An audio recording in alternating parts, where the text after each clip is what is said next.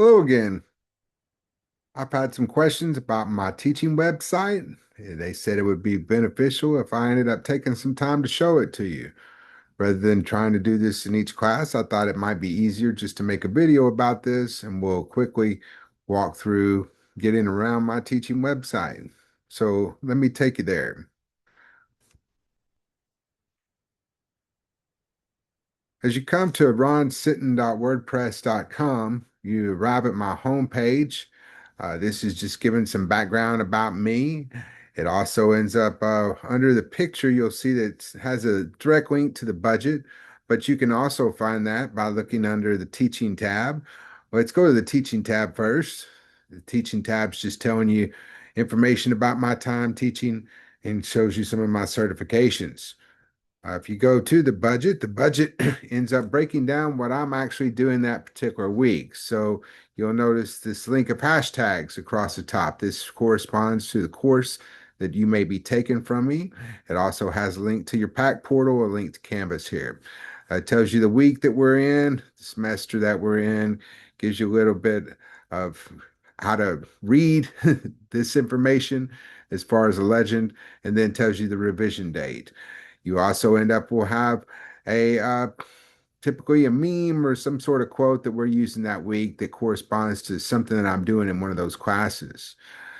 As we get further down, you'll notice that it ends up giving all the classes that I'm teaching that week, as well as what's coming in as far as the due dates in the right-hand side, or the content that we'll be covering in the left-hand side. So, for example, if I wanted to go to experiential media, I would end up clicking that hashtag. It ends up breaking down that this week in the Experiential Media 1, it was our first class. We went over some information.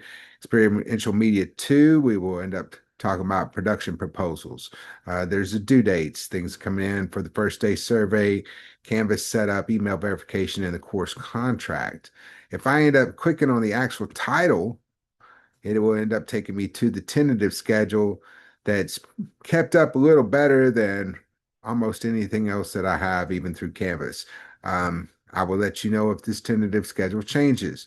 Going back to the teaching tab, these are the content creators, people who have ended up learning how to use WordPress, like THV's Brooke Buckner, people who've graduated from multimedia journalism, but students in all sorts of majors that I've ended up showing how to use WordPress. As we come down to that, more content creators, a little bit about collegiate note taking. If you haven't done this before, some tips to do so. Uh, First day setup information with the CMS profiles. CMS just be content management systems. Minute fixes. So if you are trying to set things up with Canvas, with your profile, getting around Canvas, this talks about that. Your WordPress, building the portfolio, and then all sorts of things to fix WordPress and or Canvas that maybe you'll find helpful. We get down to the class policies. These class policies typically appear within your simple syllabus as well, but I like to keep a copy on my website just as a reminder. It talks about support and responsibilities.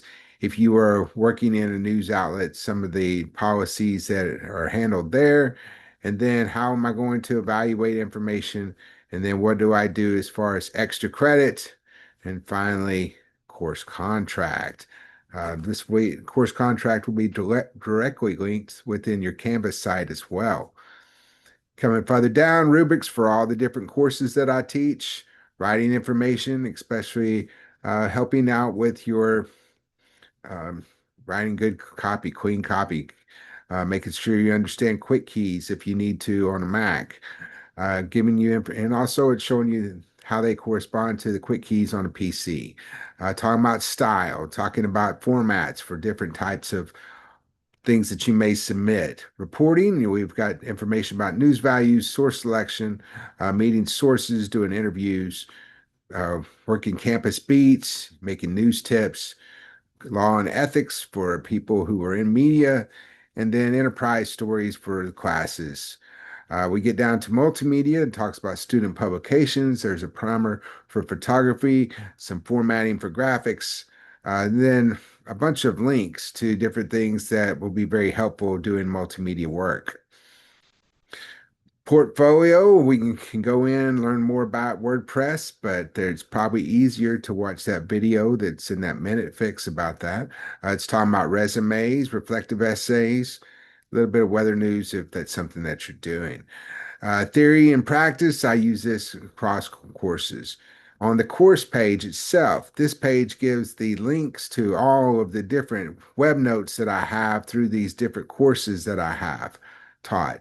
If there is a newer course, obviously that will not be something I have already had content for, but these are just all the different courses I've taught. So you find yours.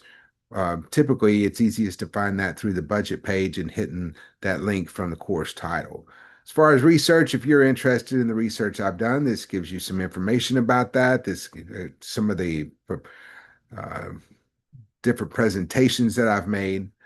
As far as service, is talking about the professional and community service that I've done throughout, if that's something that you're interested in, but you might be interested in finding out where you can get more money to help with your college education, or finding out about internships, finding out about employment, uh, doing networking, right? The job hunt. So I keep these things up all the time so former students can quickly find that information.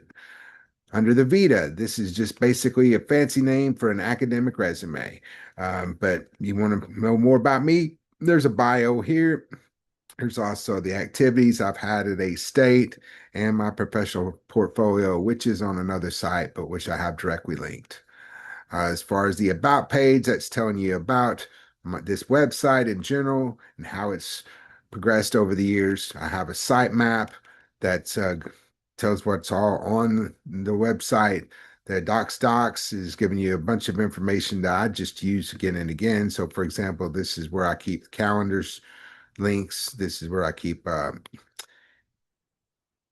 stuff like AI detectors, all it's a bunch of different AI detectors that I use, all through docs. Media facilities tour, if you're going to take that, I will end up updating this, and this will be something that I end up sending out with you as we go through these different facilities.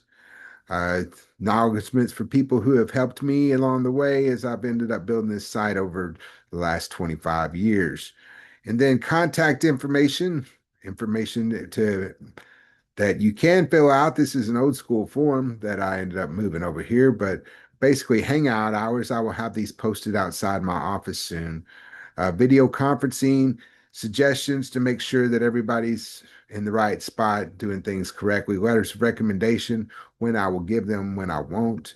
And then we get to the blog. And in the blog, I end up putting things, for example, like voting information. So you can always get to that. It will be, it's tacked to the top of my blog until we actually get through the election season. It'll also have a calendar as far as the semester progressing.